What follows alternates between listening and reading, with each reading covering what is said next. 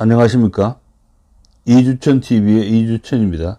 자, 오늘 신학에 대해서 한 말씀 드리겠습니다. 개혁신학이란 무엇인가, 그 정의에 대해서 한 말씀을 드리겠습니다. 많은 사람들이 켈빈주의와 개혁신학 또는 청교도적 신학, 복음주의 신학 및 보수주의 신학, 정통신학 이런 여러 가지 유사한 용어들을 보면서 많은 혼동을 또 하고 있는 듯이 보입니다. 그 이유는 서로 비슷한데 주장하는 사람들이나 단체 혹은 신학계를 보면 전혀 다르게 보이기 때문입니다. 대체적으로 한국 장로교의 전통은 그 신학적 주장에 있어서 켈빈주의, 개혁신학, 복음주의 신학 및 정통신학이라는 말을 사용하여 자기들의 신학적 입장을 내세우곤 합니다. 자, 그래서 대체적으로 보수적인 신학계통의 장로교회가 자기들의 신학적 성격을 주장함에 있어서 정통적 켈빈주의적 개혁신학이라는 표현을 자주 사용하고 있습니다. 켈빈주의라는 용어는 칼빈이라는 신학자의 이름과 연관되어 있습니다. 잘 알다시피 칼빈은 종교개혁운동을 신학적으로 성공시킨 프랑스가 낳은 걸출한 신학자로 알려져 있습니다. 중세 카톨릭의 권위주의적이고 형식주의적인 교리 체계와 신앙과 생활 체제에 대하여 성경 계시에 의존하여 경건의 능력을 삶 속에서 체험케 하는 신앙과 생활의 체계를 신학적으로 체계화시킨 사람이 바로 칼빈이기에 그의 성경적인 사상 체계를 소위 칼빈주의라고 지칭하는 것입니다. 그러나 어떤 사람들은 칼빈주의를 독단적인 예정교리를 주축으로 한 신학체계로 크게 오해하고 있으며 한 개인을 추종하는 분파주의 집단으로 곡해하는 경우도 있습니다.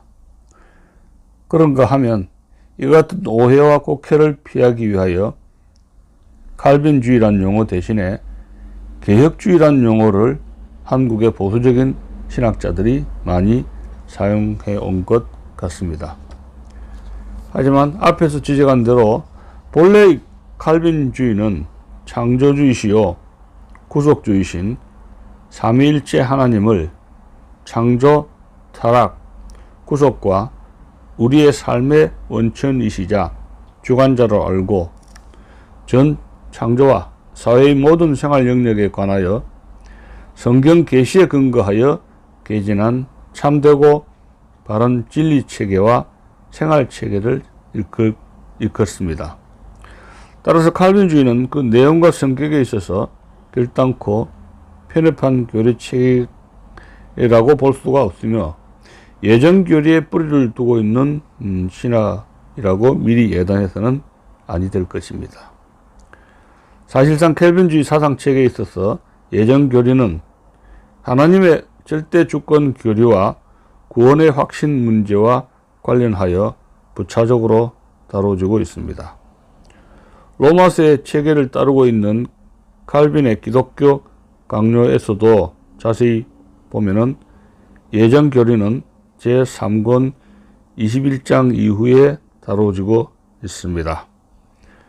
즉 믿음의 중요한 행사인 기도에 의하여 우리의 믿음이 더욱 확실해질 때 그 믿음에 의하여 확인하게 되는 것이 예전 교리이고 이 예전 교리는 우리로 하여금 구원을 더욱 확신하게 하는데 크게 도움이 된다는 것을 칼빈은 자세히 기술했던 것입니다.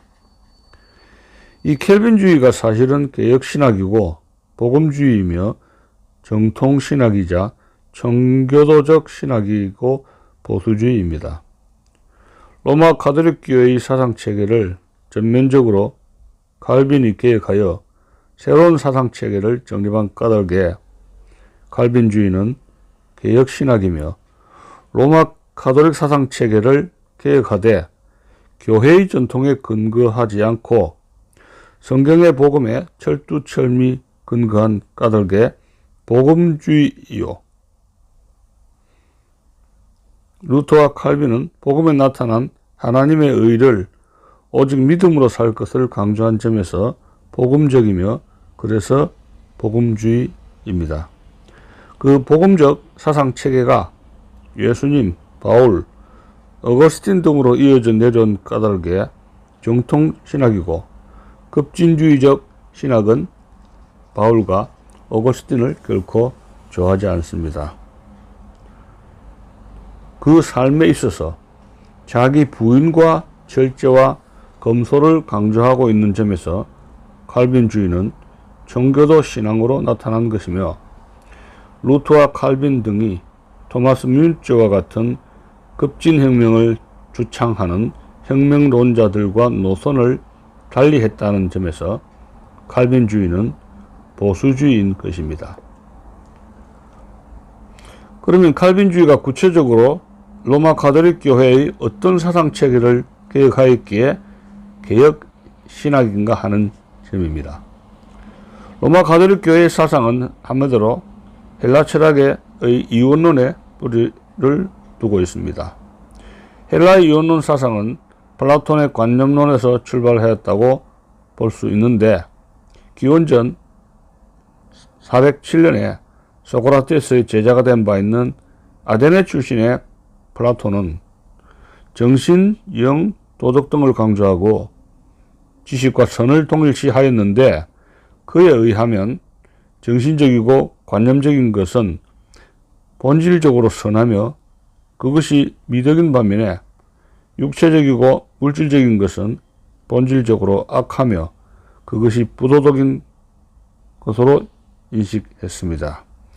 그러므로 마음과 의지를 수양한 것이 삶의 주요 과업이며, 진선미의 관념적 본질을 이성적으로 통찰함으로써 도덕적 인격이 함양된다고 주장한 바 있습니다. 기원전 367년에 아테네로 가서 플라톤 문화에서 철학을 공부한 아리스토텔레스는 형상과 진료가 접합할 때 실제 개체가 가능케 된다는 인과율을 주장했는데, 그 이론에 의하면 관념으로서의 형상이 실제로서의 개체에 앞서며 관념은 완전하나 개체로 나타나는 것은 불완전할 수도 있게 됩니다. 또한 관념의 범주와 실제 범주가 구별이 되는 것입니다. 그리고 관념이 실제보다 우월하다고 주장하게 되는 것입니다. 이것은 플라톤과 아리스토텔레스의 유원론 사상에 근거하여 중세의 로마 가톨릭 교회는 자연과 초자연, 문화와 은혜, 현실 세상과 교회, 육체와 영혼 등을 대립상태에 있는 것으로 보았던 것입니다. 전자, 곧 자연, 문화, 세상, 현실 세상과 육체 등은 후자, 곧 초자연, 은혜, 교회와 영혼 등에 비하여 본질적으로 열등하며 악하다는 것입니다. 가톨릭 사상에 의하면 예컨대 교회는 거룩하고 오류가 없으며 하나님의 초자연적 은혜의 은사로 충만한 데 반하여 세상은 속되고 죄악의 온상이며 사단이 더러운 영들과 더불어 지배하는 영역입니다. 로마 교회는 자연에 속하는 것을 마귀적인 것으로 봅니다. 그러기에 로마 교회가 성수를 뿌리거나 십자가를 손으로 그리는 의식 등을 행하는 것은 사탄의 영향으로부터 거룩한 것들을 보호하기 위함인 것입니다. 로마 교회는 십자가와 성수를 보면 지옥의 권세가 떨며 도망간다고 믿었던 것입니다. 이와 같은 세계관 때문에 로마 가톨릭 교회는 세상에 대한 우월감에 사로잡혀 세상 또는 세속 정부를 지배하려 했던가 하면 세상을 또한 경멸했습니다. 이에 대한 증거가 수도승과 순례제도 등입니다. 또한 교회는 초자연적인 제도이고 신령한 은혜의 저장소이기 때문에 세상은 로마 교회에 절대 순복해야 한다고 주장했습니다. 가장 이상적인 체계가 되려면 교황이 그리스도의 정권 대리자로서 현세의 모든 권세를 붙잡아야 합니다. 한편 로마 교회의 경우 은혜가 자연을 능가하고 영혼과 정신이 육체와 물질을 초월하여 높은 차원에 속해 있기 때문에 자연, 육체, 물질 등을 멸시하여 고행적 금욕주의를 강요한 바 있습니다. 그러나 사실 은혜는 자연과 대립 상태에 있는 것이 아닙니다. 다만 대립되는 것은 자연을 파괴하는 죄뿐입니다. 은혜와 자연은 서로 대립될 아무런 이유가 없는 것입니다.